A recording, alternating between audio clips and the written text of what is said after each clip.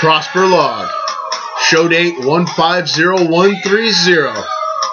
How's everyone's life signs doing out there? Mine are doing well.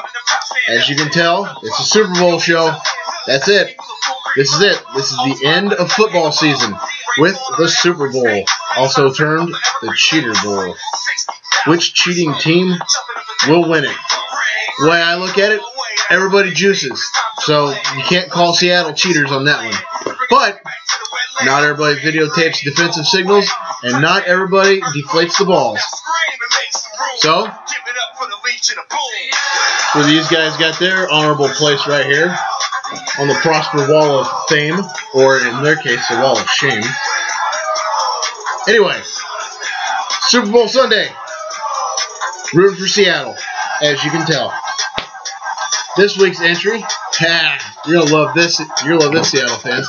This week's entry is brought to you by a native of Seattle, Pistol Marie of Pistol's Place. What she does on her show is she's a bartender in real life, and what she does is she uses that talent. She puts together a YouTube show. It was weekly at one point, but she's been off the radar here lately. Pistol, I hope you put something new out soon. I'm looking forward to seeing it again. That being said, I want to give a special Prosper greeting to Mrs. Katie Sandoval, who was nice enough to allow me to borrow the Seattle gear I'm wearing right now. I'm gonna wash this thing as soon as I'm done with it. I didn't let any food get on this thing. We're good here. Katie, thank you very much. Oop. The Prosper salute to you. Excuse me. Got a little bit of a scratch in the throat, so let's start the drink. Let's start this episode the right way. This is a new one here on Prosper. Castle Scotch Ale. This sucker is 6.4% from the trying to find it. Yeah, Castle Scotch Ale, 6.4%. Never had it before. Let's open it right, shall we? The proper beverage opening apparatus on Prosper, USS Enterprise bottle opener. For those of you that don't know how this works, we open the bottle the right way here on Prosper. Proper opening apparatus, proper technique. Don't smell too bad. Got the English Hard Rock glass from London. Pour it at the proper angle. You pour it the right way, you're going to be good to go. Each time, every time. Look at that. Ooh, I can't wait. I can't wait to try this stuff. Well, ladies and gentlemen, cheers to you all. Kapla! As they'd say in the Klingon Empire.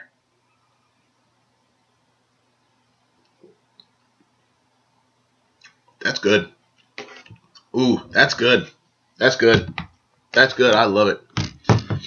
You may also notice that I've done some rearranging here in the Prosper studio. Move the Trexel poster over to the door.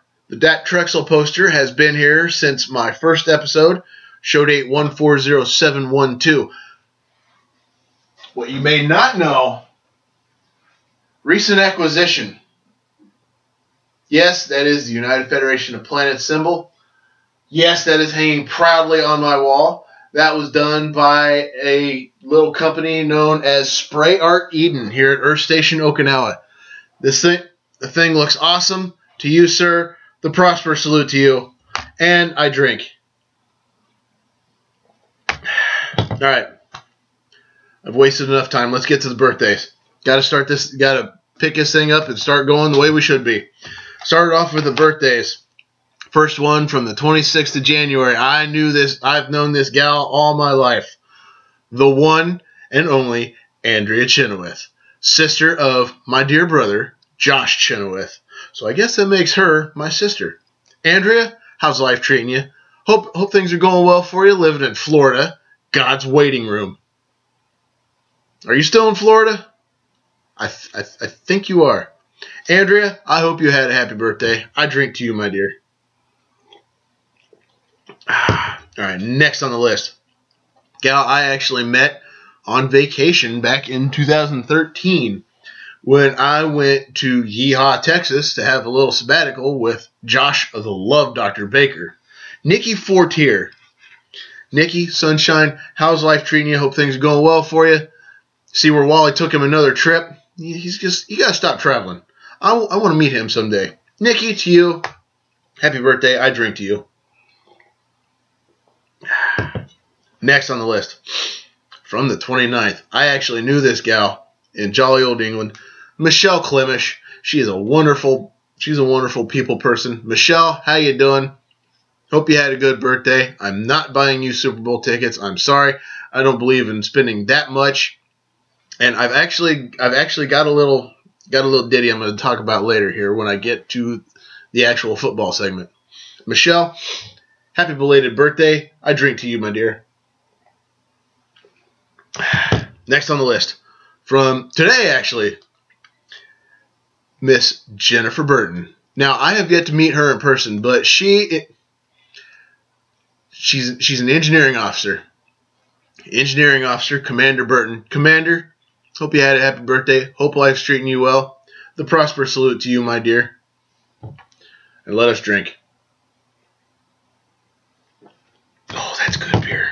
That's good beer. I like that one. Next on the list, I knew this guy. I worked with him in Germany. Talking about you, Vernon Nelson. How's it going, man? Yes, I know. I tried. I can't do it. I can't do it like you. Nelly, hope you had a good birthday, brother. Hope life's treating you well. Hope you're doing okay. Hope you're enjoying one of these. I drink to you, my friend. And last but not least, I knew this gal back home as Victoria May.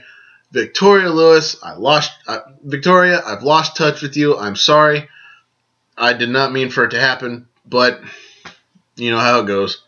You lose touch with people sometimes. Vicky, hope life's treating you well. Hope things are going good for you. Saw recently where you got married within the last year or so. Congratulations to you. The prosperous salute. Make it a good and prosperous marriage. Have a good and prosperous life. And I drink to you, my dear. All right. Birthdays. Done. Oh, excuse me. I am so sorry. There was a disturbance in the force on that one.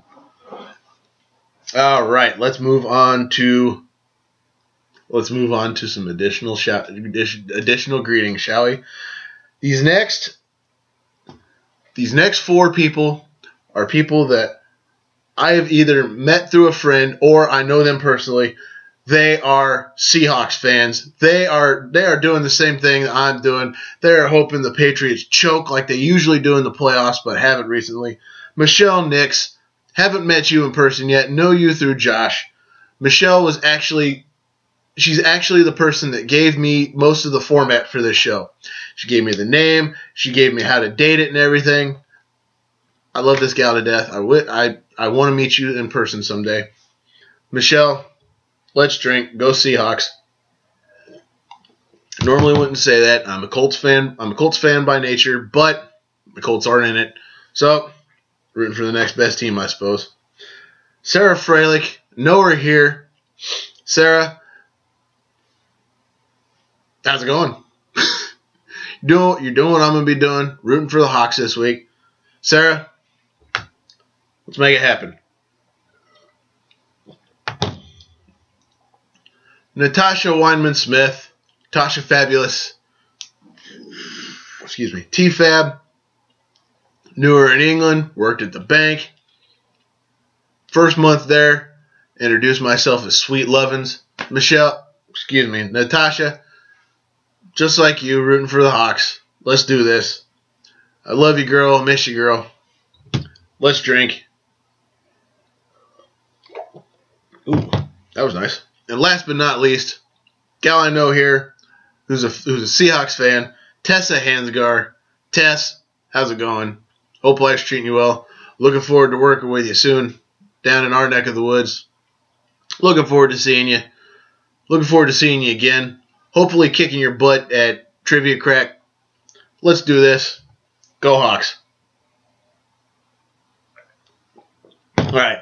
Now, these next four, I don't think they're Seahawks fans per se, but I do know one thing. They are on the same side of the boat that I am.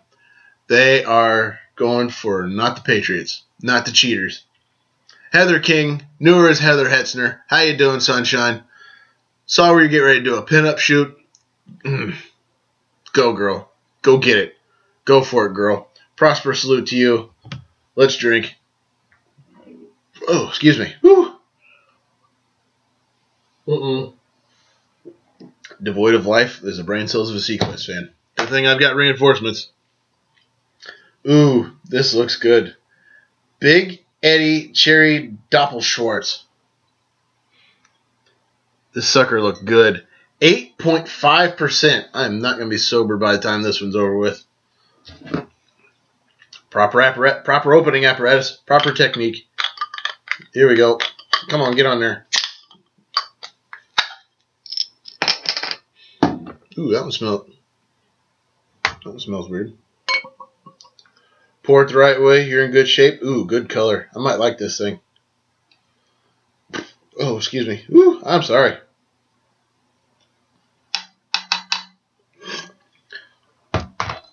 Cheers to you all. Kapla! They'd say in the Klingon Empire. I like that. That's a good one, too. All right. Heather King, gotcha. Tom Knuckles, Denver fan. Known him since 2012. Man and I went through a professional development class together. Didn't work. At least on me, anyway. Tom, love you, bud. Fellow Trekkie like myself. Go Seahawks, or in your case, die Patriots. Nichole Eubanks, met you not too long ago. Meant to rally you when I rallied the troops. Colts Patriots game, AFC Championship. Sorry I missed you. Trying to make up for it here. Not the Pats. And last but not least, my own mother went against. She went against me in the divisional round AFC. Went for Denver. Tom, I bet you love that. She went for Denver. Denver lost. Jumped on my ship. Whatever. It is what it is. At least you weren't going for the Patriots. Ma, love you. Let's do this. All right. Additional greetings. Done. This week in Trek history. Got one birthday. May not seem like an important one, but damn it, it is. January 27th, 1940. Mr. James Cromwell. You know him. He played many roles, but the role that sticks out, the role that absolutely sticks out, that made all this happen, Zephram Cochrane, Star Trek First Contact. The man is 75. The Prosper salute to you, sir. Let's drink. All right. This week in Trek history, done. Football, already mentioned it. Going for the Seahawks. Now, in the last 2 weeks, since the Patriots beat the Colts, there has been deflated footballs, illegal plays, trash talk, and arrogant old men wanting crap. Okay? Now, let me shed some light on that. Deflategate. Yeah. Somebody said, hey, this ball doesn't feel right. And an NFL official ended up telling Bob Kravitz, good on him for doing his job for reporting the story, hey, this football feels weird. 11 out of 12 footballs were found to be deflated by 2 pounds PSI. Not that it would have mattered, not that it would have made an impact on the end result of the game. But you know what? It's the simple fact that they went into it like that. 1, 2, I could have seen it. 3, pushing it. But 11? No. I call BS. I call BS. There is no way that was an accident. You did it on purpose. You knew about it. You are not going to convince me that it was an accident. Screw you, Patriots. All right. There's Deflategate. Trash talk. You're going to have that. All right? I mentioned something else. I ain't worried about it. The big one. Arrogant old men. I'm sorry. Bob Kraft, you might do good things. You might do good things. You know, you might donate to children's hospitals.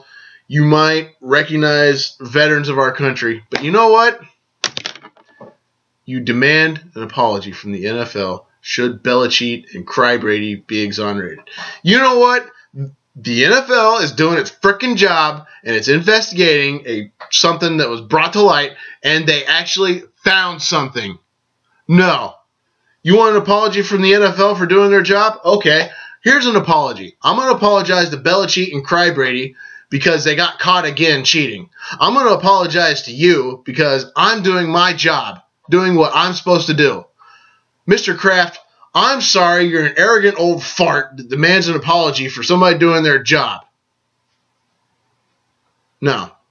Screw you. That ain't happening. Okay. Nice cleansing breath.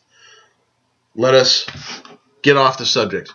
Obviously, football, going for the Seahawks. Screw the Patriots. I'd be happy if the Patriots never won anything again after this. Or never won anything again, period. I'd have been happy if they'd have never won anything after that third frickin' Super Bowl. Meaning a championship. But, I digress. It's my show. I'll vent if I want to. I'll vent if I want to. Cool? Cool. Alright, let's move on. The Historical Data Bank. This week's featured episode, A Taste of Armageddon. This one had an interesting premise. On a diplomatic mission, the crew visit a planet that is waging a destructive war fought solely by computer simulation, but the casualties, including the crew of the USS Enterprise, are supposed to be real. Man, how do you pull that one off? That's good. That's good. You know, to the minions, the people of Aminiar 7 and Vandakar, the prosper salute. You know? Because a war that is not destructive, yet people still die, I like that. I kind of like that idea. Not so much the people dying, but at the same time, I like the idea of a clean war, if you will. Oh, excuse me. Whew. Need to work on that cough a little bit. Drink me some cough medicine. There we go. All right. Let's go behind the scenes. Excuse me. This episode was assigned to be filmed as production number 23 and Space Seed as production number 24. However, as problems arose with the script needed to be solved by further rewriting by Gene Kuhn, the staff switched productions with Space Seed, which script was in a shootable condition. This resulted in Space Seed being filmed first before A Taste of Armageddon. However, the switch was so quick, they never bothered to change the production numbers. Therefore, it was believed for decades that this episode was filmed first. Clapperboard images for both episodes also confirmed that Space Seed was the first to be filmed. You know what? Crap happens. It's cool. I'm glad you admit your mistake, but at the same time, it happens. Small detail is overlooked. This episode includes the first use of the name United Federation of Planets. The Federation had previously been mentioned in Arena, but the organization's full name was first revealed in this episode. Ambassador Fox, what a prick, refers to Federation Central when angrily warning Scott that he will be reported for not dropping the screens. Good on Scotty. Man, Scotty is one classy dude. You know what? James Doohan, Montgomery Scott, to both of you, the Prosper salute. Did you know that James Doohan and I share a birthday? We do. Several years apart, but hey, it is what it is. George Takei does not appear in this episode. Okay, here, forgive me on this one. David Opatoshu, who played Anon 7, was considered by Gene Roddenberry for the role of Dr. Boyce in The Cage. Interesting. That would have been interesting. Bantam Books published a series of novelizations called photo novels, which took photographic stills from actual episodes and arranged word balloons and text over them to create a comic book formatted story. The fourth installment was an adaptation of this episode. Cool! They picked a good one to do it with. The computer banks on Amini R7 are also used in Starbase operations in The Menagerie Part 1 and aboard the shuttlecraft in The Immunity Syndrome. Hang on. Got a little scratch in the throat. The necked view screens used on Amini R7 are the same ones that appear on the ship in The Two Pilots and in Mendez's office in The Menagerie. I didn't recognize him, honestly. I have to double check that one. The actor playing Lieutenant Osborne is not credited in any sources. The Star Trek Concordance incorrectly credits regular actor Frank Da Vinci in the role. Weird. The statue seen in Anand's room can be seen in Sam Kirk's lab in Operation Annihilate. It is also very similar to the statue on Scalos and Wink of an Eye.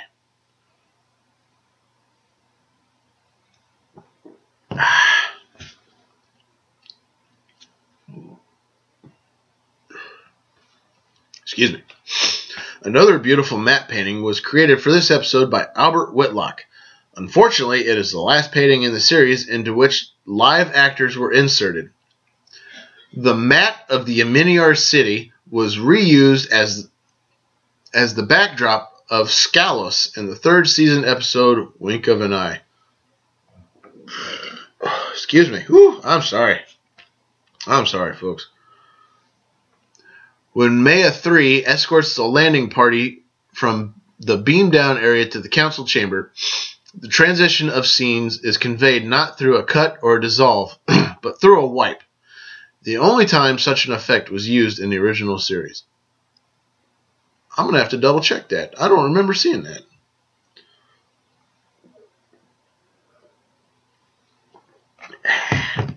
According to David Gerald, the computer tallies of the war dead in this episode was a statement about, Vietnam War deaths that began to be registered on nightly newscasts in 1967. The sonic disruptors used in this episode would be slightly modified to become Klingon disruptors in Errand of Mercy and in other episodes featuring the Klingons. We'll touch more on the Klingons later. The Romulans also used them in the Enterprise incident. The props emitters were reworked for the Klingon-Romulan versions. The original Aminian emitters were reused on the large three-headed scanners used in engineering, as seen in the episodes The Doomsday Machine and The Ultimate Computer. Two good episodes, by the way. Anon 7's sash seems to be the same material used as the Klingon vest. Similarly, Ambassador Fox's aide appears to be wearing the suit later worn by Arn Darvin in The Trouble with Tribbles. Huh! Didn't know that one either. Alright, here we go. The Aminian flip-top communicator was also reused as a Klingon item. It became a Klingon communicator as seen in the episodes Errand of Mercy and Elan of Troyes. I wonder if the Klingons may have, in universe, I wonder if the Klingons may have influenced Aminian design. Because I just mentioned the disruptors, and now here I am talking about communicators, mere freaking Klingon design. Also, the sash, Klingon vest. Coincidence? I think not. The identity of the actor who played Ambassador Fox's attaché is unknown. Good, who cares?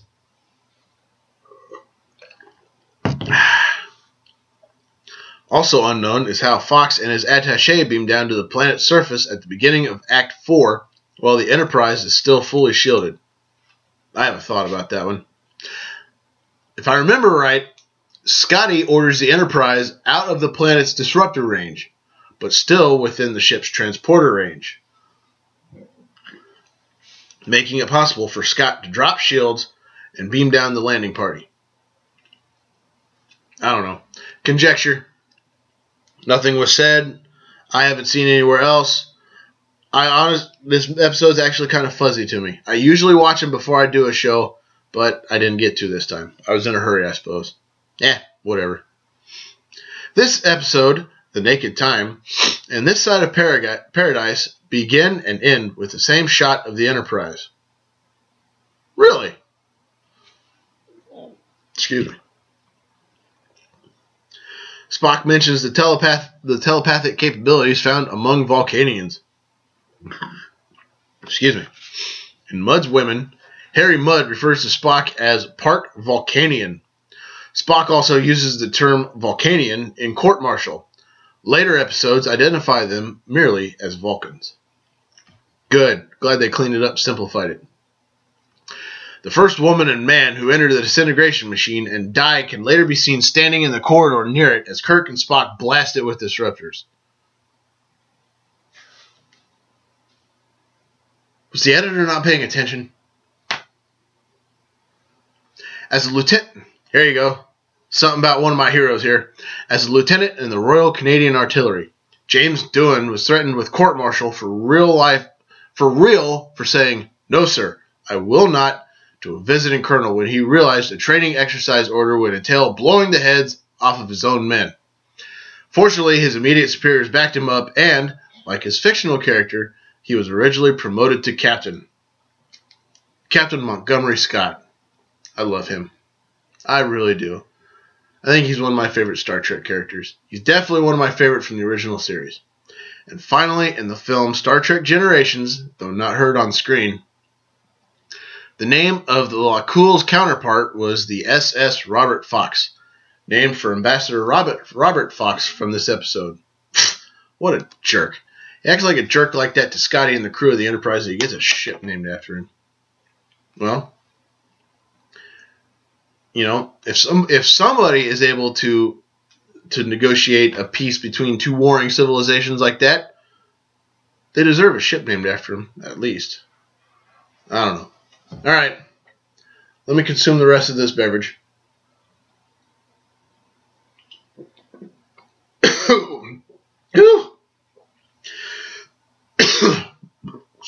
Oh, excuse me.